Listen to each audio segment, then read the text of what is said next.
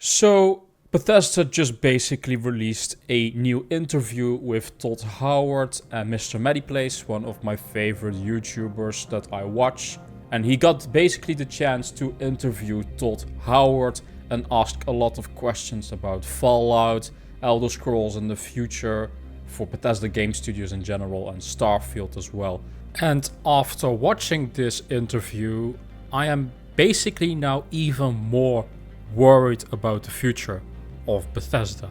Some of the answers that I got from this interview that Todd gave were not very positive in my opinion at all, and I want to talk about that in today's video. So sit back, relax, maybe grab a drink, because I'm going to need some time to rant in here in this video. So before we are starting this video, I first really want to congratulate Mr. Maddie on this video interview that he has done with Todd. He absolutely deserves it. I am very jealous on it as a smaller YouTuber, but he deserves it. I'm a big fan of Mr. Maddie's channel, and I almost watch every video that he is doing. Also Defining Duke, I listen to that podcast. He has a lot of very great opinions. From time to time, I don't always agree with them, but he is a very nice guy. And he also asked the questions that needed to be answered. So that was very good of him. I want to thank him for that, because some of these questions were very important. Thank you, Maddie, for this interview. Now I'm going into the rambling and negativity. One thing Maddie asked, what are the plans for the future? Are you talking about behind the scenes for a new Fallout game? Because of the fact that the Fallout TV show is now very popular. And it seems to me that Todd has no interest in filling the long waiting gaps between games. And he even says, I like the fact that fans miss the games. The Fallout TV show fills a certain niche in terms of the franchise and storytelling. Totally get the desire for a new kind of mainline single player game. Mm-hmm. And look, those things take time. I don't think it's bad for people to miss things. Right. That's only putting a lot more salt on my wounds, because I've been waiting now 15 years for Elder Scrolls 6 now at this point, and it's nowhere close. So I already talked about this problem in a previous video, these long waiting times for these games. And the problem is Bethesda likes to do one game at the time, and I've said multiple times in multiple videos that this structure doesn't work because these IPs are far too big. You are making some of the biggest open world single player games out there. You can't do that with just one team. What is this, Pokemon? Or, you don't make these games with just one team anymore. Especially if you want to get them out on a very good schedule. And what do I mean with a good schedule? 5 years, 6 years of development time in today's video game development standards is already a very long time. If we're going to continue in this direction, how it's going now, the next Fallout game will be in 10 years. If you are lucky, that is. Could be 12, could be 14, could be 20 years even. And also, we have Starfield now, so there are 3 IPs that they have to rotate. This is just some big BS. I'm sorry, you can't let a whole big player base wait for these games for so long. Both, at least I will talk about the Elder Scrolls and Fallout IP, because Starfield is a bit different, because it's a new IP, but both the Fallout IP and the Elder Scrolls IP, those two IPs in general are very popular.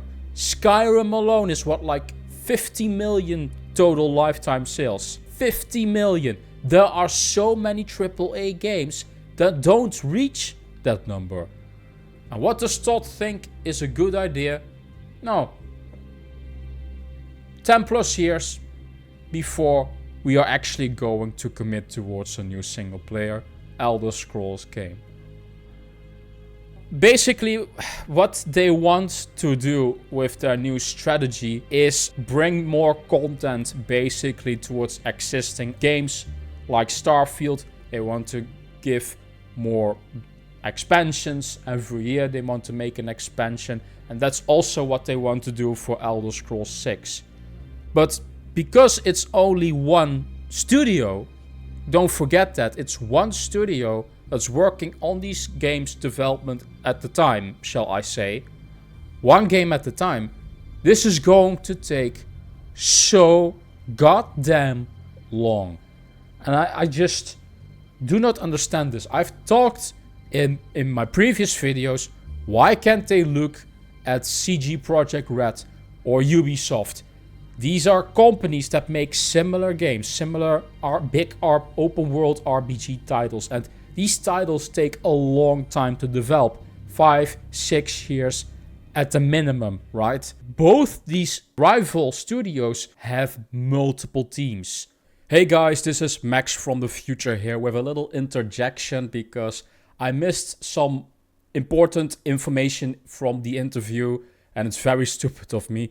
There are actually 5 teams right now working on different projects, and one is the Starfield team, one is Elder Scrolls 6 apparently, the other one is Fallout 76 of course, the 4th team is mobile games, and the 5th team works with external projects. I totally missed this information, that's my bad. This already sounds a bit more positive, but still though, my original point in the video still stands, that I would like to see a dedicated Fallout studio, Fallout team that only works on Fallout, and a dedicated team that only works on Elder Scrolls, because these games need to be developed alongside each other to have a healthy release schedule. Right now, that is absolutely not the case in the past. If you want to make these single player games, right, like an Elder Scrolls 6, like a Fallout 5, in a healthy time of development time, after 5-6 years for each, there needs to be dedicated teams with dedicated leadership, not just Todd Howard. Todd Howard cannot oversee all these projects at the same time. There needs to be new leadership that can handle one project. Maybe we need to see a Fallout game not made by Todd Howard, or an Elder Scrolls game not by Todd Howard. And that's what I'm talking about. A studio dedicated to Fallout, a studio dedicated to Elder Scrolls. These IPs are too big to just rotate every 10 years. That is just really the main point that I quickly wanted to clean up. But yeah, there are multiple teams right now at Bethesda. But the question is just, how big are they? Is the Elder Scrolls team a skeleton crew? Or is the Starfield team a skeleton crew? How big are these teams? We need more information on this stuff. Is the Elder Scrolls team right now only 100 people, 200 people? Because if that's true, that is a sizable team. But if it's just a skeleton crew, it's still going to take ages for it to come out. So yeah, that's just a quick correction that I wanted to do for this video. CD Projekt Red, great example. One team now for Witcher, what they are doing for this new trilogy, the Polaris trilogy, shall I say, codename Polaris, and one for Cyberpunk, the Cyberpunk sequel. But both of these teams are separate from each other, right? This is all I'm asking for. Or you're going to lend out the IP to another studios like they did with Fallout New Vegas, then you get something like Fallout New Vegas. But you know what? Todd Howard is, one, too protective of his IPs. He says this in the interview. And two, he doesn't believe in spin-off titles. He only believes that people want these big open world traditional style games. And to be fair, there is some truth to that. But in my opinion, you are very much short selling your own IP. The Elder Scrolls IP can do much more, as well as the Fallout IP. I bet that if they would release a RTS game of Fallout, that would do well. I'm sure of that. or of Elder Scrolls, instead of doing these like mobile games. Spoiler alert, Todd. Not a lot of hardcore gamers like mobile games or like these MMOs like Fallout 76 or Elder Scrolls Online. That is not a good replacement, but if you go in towards a good single player spin-off title, it doesn't even need to be like New Vegas. Elder Scrolls game where the Dark Brotherhood is a stealth game, shall I say, like Dishonored, that would work. I'm pretty sure of it, it would work. But no, they don't want to look at these options. And I do think Microsoft does want these options, and it could be that Microsoft wants to make these style of spin-off games, but also the remasters. By the way, Todd is also not interested in remasters. That's basically what he's saying in this interview as well. Maddie asked about a potential Fallout 1 and 2 remake, remasters, because these games are very old. Well, yeah, Todd says, the charm, right? Playing it on PC, it's a charm that is old, blah, blah, blah. Todd, you are trying to sell a product here, and you need to grow your IP, and you do that with new gamers. What is going to happen is Fallout 1 and 2 will die off slowly, because newer gamers won't touch these. Maybe some will. Some very new hardcore fans might try out Fallout 1 and 2. If you would have done a remake, or at least a proper remaster that it plays better, you would see much more fans try to play these games. I just do not understand this mentality at all. And all of these things, the remasters, the remakes, spin-offs, potential spin-offs, all of this stuff helps to fill the gap in between the mainline releases. All of that stuff helps, but no, they are not thinking about that. Now, I will say, just because Bethesda isn't looking at that, doesn't mean other studios won't. We have seen rumors that Microsoft wants more Fallout and Elder Scrolls. So maybe Microsoft at some point, hint, Microsoft, if you're watching this video, take away the IP. I'm serious, and bring it to another developer that also wants to make a Fallout game or an Elder Scrolls game, like an Obsidian, like an In Exile, or maybe even another studio, an indie team that wants to work on it. But okay, let's say you are very protective as Bethesda. That's what Todd says. Expand your damn teams, Todd. Are you going to be the only director that's going to make Elder Scrolls 6 and the next Fallout game and the next Starfield game? Shouldn't you also look ahead to have another director at the helm, right? Another guy. Because at some point, you won't be able to make games anymore. And what better way to do that than to have a second team there that can focus on Fallout alone, as an example, while you are focusing on Elder Scrolls 6. And after that, when Elder Scrolls 6 is done, DLCs are out, expansions are out, you can focus on a Starfield sequel if you want to do that. But at least the new Fallout game won't be tarnished with the development. It will be a standalone, and we won't have to wait these decade-long times. 5 years, 6 years of development time should be enough for these games. I'm just so baffled, because it seems to me that Bethesda doesn't want to invest in this stuff. They don't want to invest in another studio. They don't want to invest in giving the IP to another studio or team to make a spin-off while they are working on the mainline next Elder Scrolls or next Fallout game. Yeah, this whole interview rubbed me the wrong way, I have to say. As someone, as a hardcore Elder Scrolls fan who has been waiting years upon years for the next Elder Scrolls game, it's nowhere close, guys. To be fair, maybe they do have plans for remakes. We know there are rumors at the moment for an Oblivion remake. Just because Todd says he has no plans for Fallout 1 and 2 remaster remakes, doesn't mean that there isn't a Oblivion remake in development of some sort, or Fallout 3 remaster of some sort in development to fill up that time of waiting. Maybe he's just also lying at some stuff here. I'm just spitting out some copium right now. I'm hoping some of that is true. Basically, Todd goes into this ramble on how Skyrim is still being played upon this date, right? No Sherlock, just a thought exercise here, Todd. Maybe people are still playing Skyrim still until this date because there is nothing else. There is no new single-player Elder Scrolls game.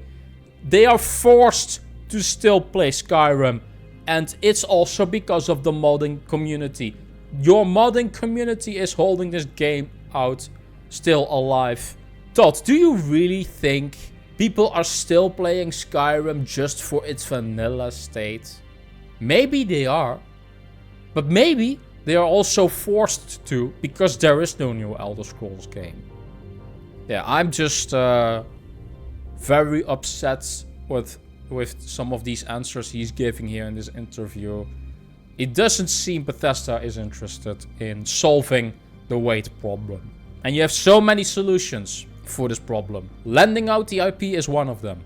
Expanding your studio is one of them. And money shouldn't be an issue because you have been paid $8 billion for the buyout with Microsoft, right? And the thing is, not everyone is like me, that they are just going to wait 20 plus years for the next Elder Scrolls games. Normal people will go on with their life, Todd. They aren't going to wait 15 years for the next Elder Scrolls game. Hell, they might quit gaming in general because you are taking too long. That happens. I can tell you that. Let me know in the comment section down below what do you guys think yourselves of this interview. Let me know in the comment section down below. Let's quickly do a comment of the day. This is from my gaming leaker video, Calmera0Youth560. I'm sorry if I'm butchering that name. Nice video. Does that mean that the green Persona 6 logo isn't real? Yeah, probably it isn't real, my man. Midori probably or made it in Photoshop. I wouldn't be surprised if that's the case. Or maybe he traded this image with another leaker. Then it might be real, to be fair. But there's a big chance that this image is fake as well. I wouldn't take anything serious now from Midori again. If you have a good comment of your own, let me know in the comment section down below and I might feature your comment in the next video. Thank you guys for watching as always. If you want to see more news, rumors towards the biggest single player games, definitely subscribe towards the channel. This was more of a rant video right now, but it was pretty important for me to make because as you guys can see behind me, I care a big deal about Bethesda and the Elder Scrolls IP in general, as well as the Fallout IP. So yeah, this was just an important video for me to make. Thank you guys for watching as always. I love you all and I will see you guys in the next video.